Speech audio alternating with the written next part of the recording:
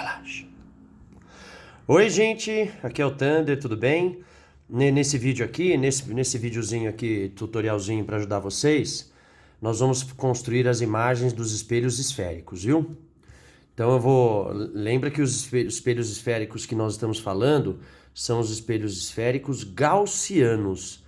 O que são espelhos esféricos gaussianos? São aqueles que têm pequeno ângulo de abertura, bem menor do que 5 graus, né? Então, o ângulo de abertura é aquele ângulo que liga o centro de curvatura às extremidades do espelho. Então, nós só vamos estudar espelhos gaussianos, espelhos onde valem certas relações que a gente chama de equação de Gauss, que dão linearidade às imagens e estigmatismo às imagens. Tá? Então, nós vamos ver os 6 casos, 5 do côncavo e 1 do convexo, da formação de imagens de espelhos esféricos gaussianos. Então vamos lá, vamos começar. Primeiro aqui nós temos os espelhos côncavos. Lembra? O que era o espelho côncavo? Espelho de detalhe. É o espelho que gera grande poder de amplificação. É um espelho que relojoeiros usam, dentistas usam, cirurgiões usam. Eu também uso! Então todos nós usamos, tá? É um espelho muito utilizado para amplificação. Com o objeto antes do centro de curvatura, como é que nós vamos fazer as imagens? Você tem que usar alguns raios notáveis. Eu vou usar todos, mas você só precisa de 2. Você pode mandar um raio paralelo que sai pelo foco. Espera aí, acho que eu vou prender aqui com a minha... Só um minutinho, gente, que vai ficar melhor. Então, você pode usar os raios que você quiser, tá? Existem vários. Eu prendi aqui na minha prancheta que fica melhor. Então, ó, eu vou usar todos, mas você só precisa de 2. Chega paralelo, sai pelo foco. Depois um outro aqui, ó, chega pelo centro óptico, né? Isso aqui é o centro óptico ou vértice. Sai com o mesmo ângulo. Então, de novo, ó, isso aqui tem que decorar, viu? Chega paralelo, sai pelo foco. Chega pelo vértice, sai com o mesmo ângulo. Também tem o que chega pelo centro.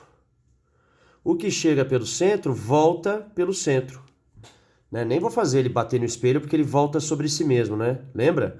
O raio que passa pelo centro, vou fazer aqui do lado, ó. Um raio que passa pelo centro de uma casca esférica, ele incide a 90 graus no espelho. Então ele volta sobre si mesmo. Então vamos lá, vou repetir, hein? Acompanha. Espelhos esféricos gaussianos. Nós estamos aqui nos côncavos, que são os espelhos de detalhe. Primeiro caso, objeto antes do centro de curvatura. Chega paralelo, sai pelo foco. Chega pelo centro, volta sobre si mesmo. Chega pelo vértice, sai com o mesmo ângulo. E também, se chega pelo foco, sai paralelo. Tá? Então, aqui é claro que a gente está fazendo aqui com muito pouca precisão, mas está aqui, ó. Tá representado, tá bem representadinho. Não importa a precisão aqui nesse caso. Então, ó, chega paralelo, sai pelo foco, chega pelo vértice, sai com o mesmo ângulo, chega pelo centro, volta sobre si mesmo, chega pelo foco, sai paralelo. Aí vai se formar aqui... Ai, bronquitezinha. Aí vai se formar aqui uma imagem, que a gente vai chamar de I. E quais são as características dessa imagem? As características dessa imagem, elas são... As características são as seguintes. A imagem é real, porque ela é invertida e formada por raios de luz. Portanto, real, invertida e menor. Por que menor? Porque ela sempre se encontra entre C e F. E isso acaba resultando uma imagem geometricamente menor. Claro, né? Você está mais longe do espelho. Tá bom, agora vamos acelerar. Segundo caso, objeto em cima do centro. Chega paralelo, sai pelo foco. Chega pelo vértice, sai com o mesmo ângulo. Chega pelo foco, sai paralelo. Tá? O do centro não dá para ser usado porque a gente está bem em cima aqui do centro. Então, ó, chega paralelo, sai pelo foco. Chega pelo vértice, sai com o mesmo ângulo. Chega pelo foco, sai paralelo. Aí vai se formar uma imagem aqui bem em cima da coordenada do objeto. Beleza? Ó, chega paralelo, sai pelo foco. Chega pelo vértice, sai com o mesmo ângulo. Chega pelo foco, sai paralelo. E o centro aqui volta sobre o centro. Quais são as características dessa imagem? Imagem real, né, porque ela está ali formada por raios de luz. Imagem invertida e imagem também igual.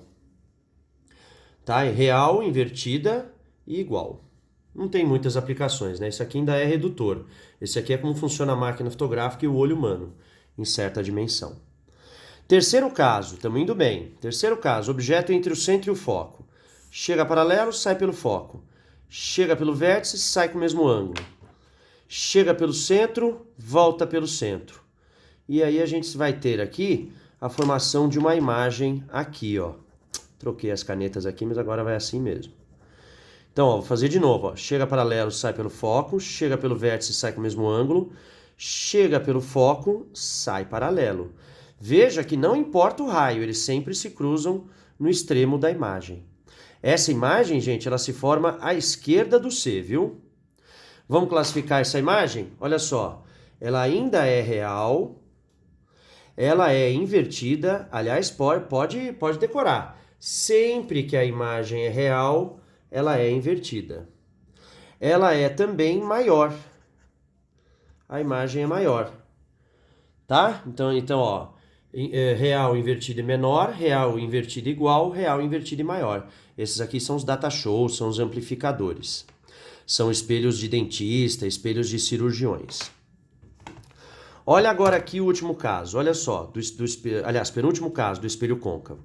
Objeto bem no foco, esse caso é bem interessante. Olha só, chega paralelo, sai pelo foco. Chega pelo vértice, sai com o mesmo ângulo. Chega pelo centro, volta pelo centro. Olha só o que aconteceu, todos os raios são paralelos. Se todos os raios são paralelos, eles se encontram no infinito, que a gente vai ter um ponto de luz. Nesse caso, a imagem ela recebe uma única classificação.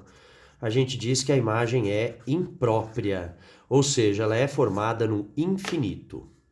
Tudo bem? Então, ó, no foco, chega paralelo, sai pelo foco, chega pelo vértice, sai com o mesmo ângulo, chega pelo centro, volta pelo centro, formando uma imagem no infinito. Eu vou tirar essa tela agora, tá? Depois vocês voltam aí o vídeo 1000 vezes, essa é a vantagem de vídeo. Agora, eu queria colocar aqui no espelho côncavo o último caso, que é o objeto entre o foco e o vértice. Esse caso aqui é muito interessante, esse é realmente o espelho de dentista. Porque olha só, chega paralelo, sai pelo foco. Chega pelo centro, volta com o mesmo ângulo. Chega pelo vértice, sai com o mesmo ângulo. Pela primeira vez, ó, o olho da pessoa está aqui, né? Pela primeira vez, esses raios eles não vão se encontrar desse lado do espelho, porque eles formam um feixe divergente. Então, o que o seu cérebro vai fazer? O que ele vai fazer? Ele vai prolongar esses raios luminosos aqui. E ele vai produzir uma imagem grandona aqui do outro lado. Só que essa imagem não é feita de luz. Essa imagem é feita por prolongamentos de luz. Por isso que a gente diz que ela é uma imagem virtual, ela é uma imagem direita e ela é uma imagem maior. Então isso aqui muito usado por dentistas, relojoeiros e cirurgiões. Thunder, repete, como é que é a imagem? Os raios que saem do espelho são divergentes. Então o seu cérebro é que faz esse prolongamento das linhas de visada, gerando uma imagem aqui, teoricamente, atrás do espelho. Mas se você olhar atrás do espelho, chegar aqui com intensitômetro de luz, ele vai marcar 0, viu, gente? Por isso que a gente fala que é uma imagem virtual, é uma imagem formada dentro da nossa mente, né? Por prolongamento de raios de luz. Finalmente, nós temos aqui o espelho convexo. O espelho convexo é um espelho cujas imagens são todas virtuais. É um espelho que a gente chama espelho de campo. Por que é um espelho de campo? Porque é um espelho que pega todos os objetos, porém todos eles diminuídos. É um espelho muito bom para condomínio, é um espelho para controlar carros, um espelho de polícia, de ônibus. É um espelho para você ver tudo, mesmo que essas coisas estejam menores. Quer ver? Vou te mostrar. Vou colocar aqui um objeto antes do espelho convexo. Ó, é a única posição possível, né? Antes do espelho convexo. Olha lá, olha os raios como são bem diferentes. Chega paralelo, sai pelo foco, mas agora sai pela direção do foco. Aqui, ó. Então, ó, chega paralelo, não pode furar o espelho, então ele sai pela direção do foco. Chega pelo vértice, esse fica igual, sai com o mesmo ângulo. Tá? Nessas, o seu cérebro já prolonga esse raio, e ele já vai formar aqui uma imagem aqui. Mas se você quiser, você também pode mirar lá no centro, né, e volta sobre si mesmo, e outros raios também. Mas essa é a imagem. Qual é a característica da imagem? A imagem é virtual, a imagem é direita e a imagem é menor. Repara que esse tipo de imagem é menor, é a única diferença em relação ao último caso do côncavo. Beleza? Então, ó, de novo, ó, chega paralelo, sai pela direção do foco, chega mirando no centro, né, aqui é centro. Chega mirando no centro, volta sobre si mesmo, chega pelo vértice e sai com o mesmo ângulo. Esse raio refletido e esse aqui nunca vão se encontrar desse lado do espelho. O seu olho está aqui, você está aqui olhando o espelho. O que seu cérebro vai fazer? Ele vai prolongar esse raio de luz, vai prolongar esse raio de luz, vai prolongar esse raio de luz, montando aqui uma imagem. De que tipo? Virtual, direita e menor. Beleza, gente? Depois você volta aí 1000 vezes para acompanhar caso a caso. Para a gente encerrar esse videozinho aqui sobre espelhos esféricos, eu quero te contar a respeito das equações. São só duas, gente. Só duas equações. Quem deduziu essas equações foi um matemático e físico alemão fantástico chamado Gauss. E veja que essas equações elas só valem para espelhos gaussianos. O que são os espelhos gaussianos? Lembra? São espelhos que têm um pequeno grau de abertura, um pequeno ângulo de abertura. Eles são esféricos, mas quase planos.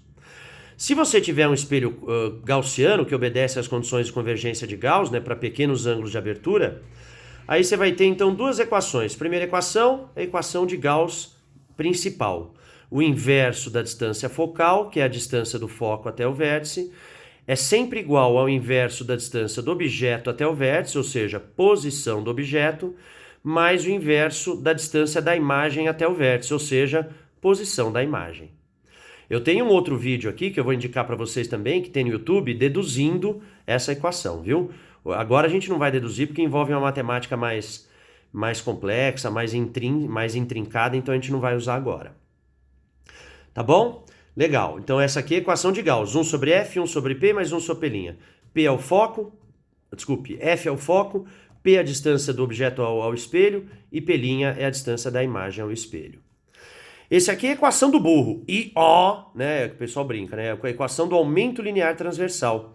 Ela também sai por semelhança de triângulos. Tem um vídeo que eu vou deixar indicado que você vê lá no YouTube que eu já fiz isso. O que diz o aumento? Ele diz o quanto a imagem é maior ou menor, né, porque a gente usa a palavra aumento, mas é uma palavra genérica, pode ser menor, em relação ao tamanho do objeto em relação à imagem. Olha como é que funciona.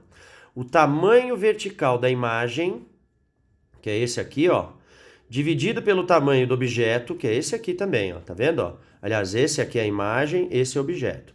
Então, o tamanho vertical da imagem está para o tamanho vertical do objeto, assim como menos, esse menos aqui é para ajeitar os sinais, né, das imagens possíveis, P' sobre P.